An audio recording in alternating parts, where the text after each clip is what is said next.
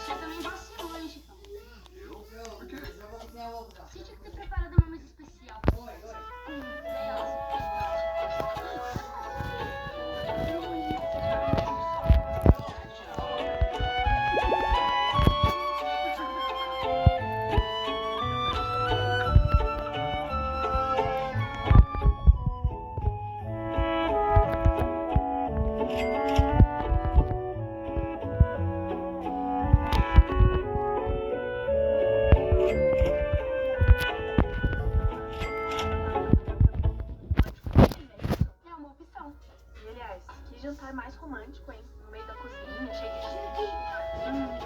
Você esperou tanto pra ficar com ele, agora que eu e a Vivi desencanamos, você não aproveita. Pois é, vai ver o que eu sei de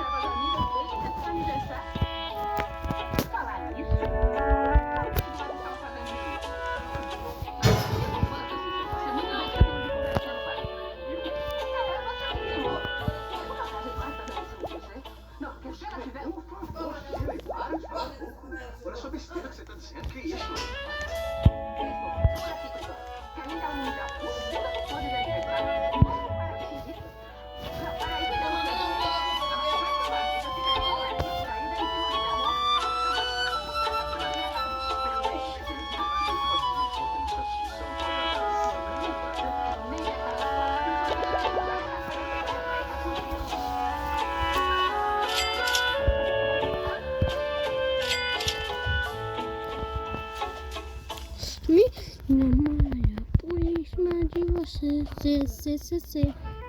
Nossa, filho, nossa amiga me tocar.